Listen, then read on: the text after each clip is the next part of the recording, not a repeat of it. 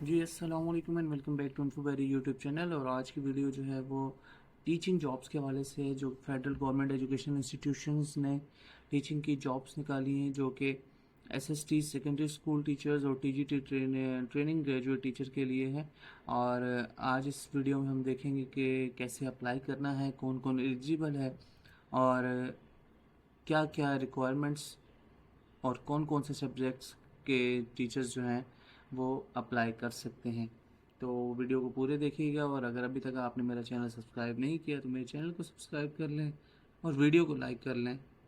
Channel को subscribe करके आपने बेल आइकन को ज़रूर दबाना है ताकि नए आने वाली इस तरह की इन्फॉर्मेटिव वीडियोस आपको मिलती रहें। तो चलिए चलते हैं एडवर्टाइजमेंट की तरफ। एडवर्टीज़मेंट में हम सबसे पहले चेक करते हैं तो लिखा हुआ है government of Pakistan, ministry of defence, federal government educational institution cantonment garrison directorate, sir Syed road, Rawalpindi cantonment. ये रावलपिंडी कैंटोनमेंट में इनका मेन जो ऑफिस है वो है। और अगर हम देखें तो यहाँ पे 700 जो है वो वैकेंसीज हैं, कॉन्ट्रैक्ट बेसिस पे हैं। कॉन्ट्रैक्ट बेसिस पे हैं 300 जो है वो एसएसटी सेकेंडरी स्कूल टीचर के लिए, और 400 जो है वो ट्रेन ग्रेजुएट टीचर टीजीटी के लिए हैं। अब अगर हम इसको देखें तो ये एक साल के extendable for another year if required. ये आपका एक साल का कॉन्ट्रैक्ट है जो कि एक्सटेंडेबल हो सकता है अगर रिक्वायर हुआ तो।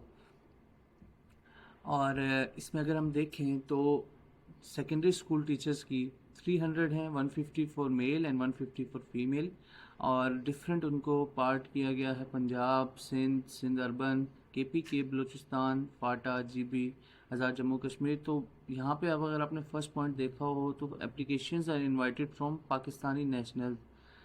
पूरे पाकिस्तान से कोई भी अप्लाई कर सकता है जिनकी एजुकेशन एक्सपीरियंस और कोटा जो है नीचे टेबल में दिया गया, और एज वो एज हो तो आप अप्लाई कर सकते हैं।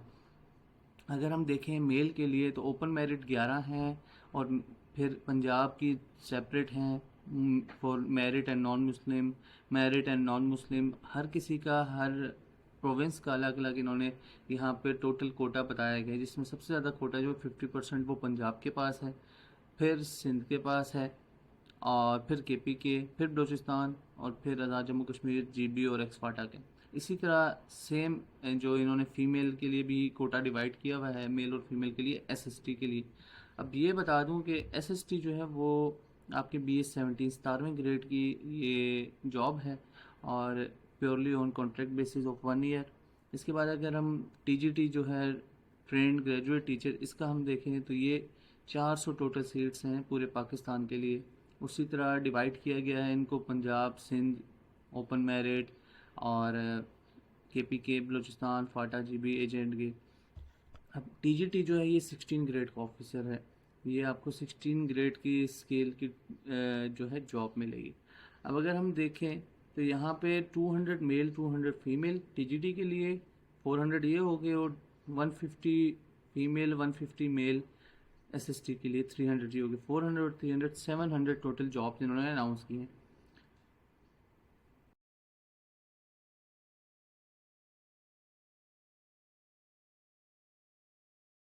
अब अगर हम सेकंड क्वालिफिकेशन पे आए तो एसएसटी की क्वालिफिकेशन जो है वो सेकंड क्लास आपकी होनी चाहिए। Master degree 16 years of education को कहते हैं। कुछ लोगों का मास्टर 18 भी है तो वो भी है, लेकिन minimum 16 years of education HEC recognize university से, और B.Ed मेनली B.Ed चाहिए होगा, या प्रोफेशनल क्वालिफिकेशन। अगर तो आपका 16 ईयर्स एजुकेशन है और B.Ed है तो एलिजिबल है, या फिर आपने मास्टर्स जो है वो किया होगा EPM में एजुकेशन में किसी भी HEC की यूनिवर्सिटी से। अगर हम देख लेंगे इसके लिए टीजीटी के लिए, तो टीजीटी के लिए सेकंड क्लास चाहिए आपको, बैचलर की डिग्री, 14 इयर्स ऑफ एजुकेशन, और रेलिवेंट सब्जेक्ट होना चाहिए बीएड के साथ, या कोई प्रोफेशनल क्वालिफिकेशन आपकी होनी चाहिए। तो अब अगर इसका हम देखें सब्जेक्ट वाइज डिटेल में, तो यहाँ पे हम देख सकते हैं कि अगर टीजीटी मेल जो है उसकी English, Urdu, maths, physics, chemistry, biology, different category, different subject के हिसाब से भी इन्होंने डिवाइड की गई हैं। जो ऊपर टीजीटी की 200 मेल की थी, उसी तरह मेल में नीचे सब्जेक्ट वाइज भी डिवाइड किए गए हैं। इसी तरह फीमेल के लिए भी डिवाइड किए गए हैं। अब इसका मतलब क्या है? ऊपर एसएसटी में आपने देखा होगा कि एसएसटी में कोई भी सब्जेक्ट का नहीं है स्पेसिफिकेशन, किसी भी सब्जेक्ट में आप कर सकते हैं। बट यहाँ पे जो इंग्लिश के हैं, जिसने इंग्लिश में अपनी डिग्री की होगी, उसने इंग्लिश में उसका जो है वो इंग्लिश की जॉब कर सकेगा। फिर इसी तरह उर्दू में, मैथ्स में, फिज़िक्स में, केमिस्ट्री में, बायोलॉजी में। अब एज लिमिट की बात करें अगर हम, तो एज लिमिट एसएसटी के लिए जो है वो 22 से लेकर 30 तक, मिनिमम 22, मैक्सिमम 30, और 5 साल की जनरल रिलैक्सेशन जो है वो मिलेगी।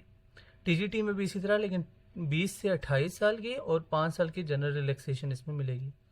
अब आपकी जो एज और क्वालिफिकेशन है वो आपकी closing date of advertisement, closing date क्या है, 19 मई 2025 क्लोजिंग डेट है, ये आपने चेक कर लेना है।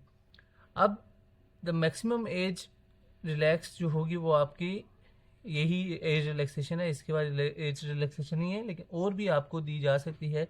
लेकिन नीचे जो 4-5 दिए गए हैं ABCDE, उनमें से किसी एक में, कि अगर आप बुद्धिस्ट कम्युनिटी से हैं या किसी ट्राइबल एरिया, आज़ाद जम्मू कश्मीर या GB से हैं, तो आपको 3 साल की मिलेगी।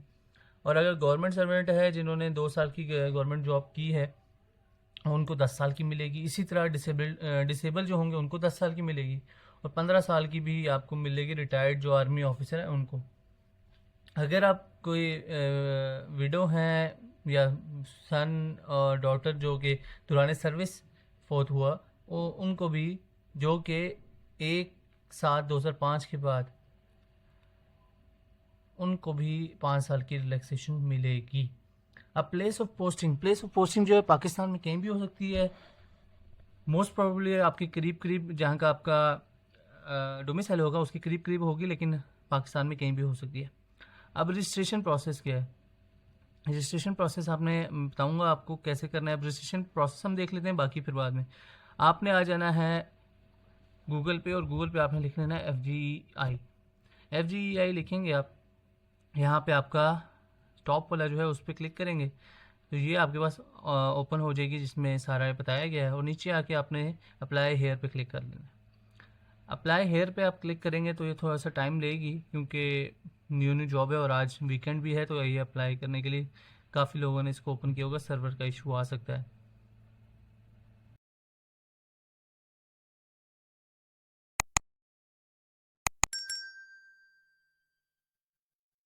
आप जैसे ही अप्लाई पे क्लिक करेंगे तो यहाँ पे ये आ जाएगा, जिसमें आपको लॉगिन का ऑप्शन होगा। अगर आपने पहले से बनाया हुआ तो लॉगिन करेंगे, लेकिन अभी आपने साइन अप करना है।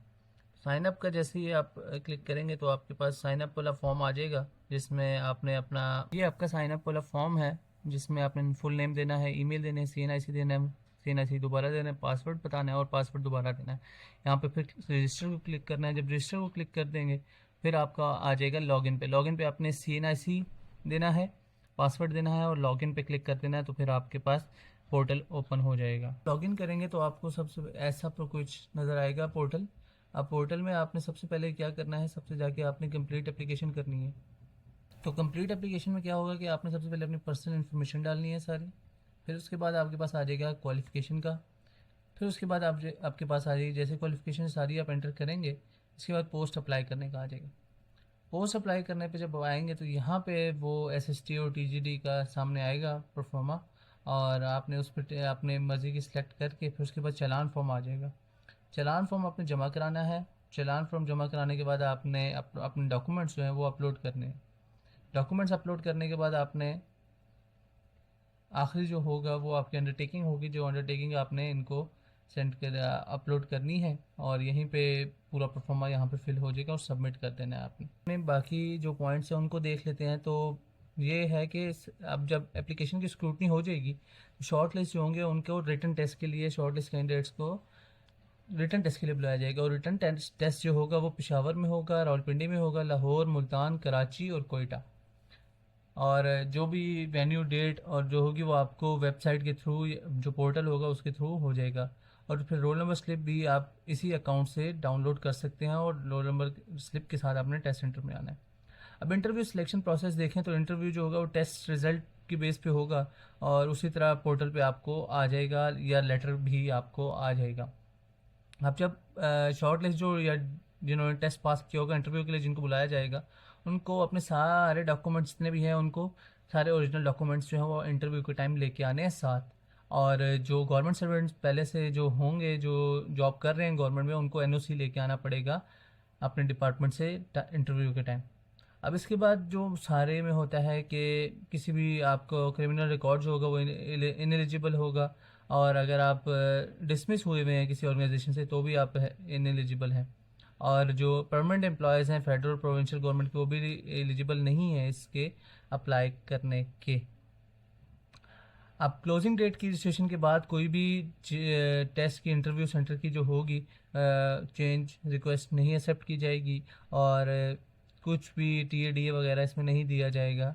और कोई भी क्यूरी हो तो वो आप इन नंबर्स पे दिए गए हैं, जो नंबर्स इन पे कॉल कर सकते हैं, और Monday to Friday 9 to 4 PM, या फिर आप इस ईमेल पे ईमेल कर सकते हैं। तो ये जो FGAI की तरफ से जॉब्स अनाउंस की गई थी, ये उनका एक मुख्तसर सा और ब्रीफ आपको मैंने बता दिया है कि कैसे अप्लाई करना है और कौन कौन एलिजिबल है। तो बेस्ट ऑफ लक, और इन्फो वैली को सब्सक्राइब करना और वीडियो को लाइक करना मत भूलिएगा।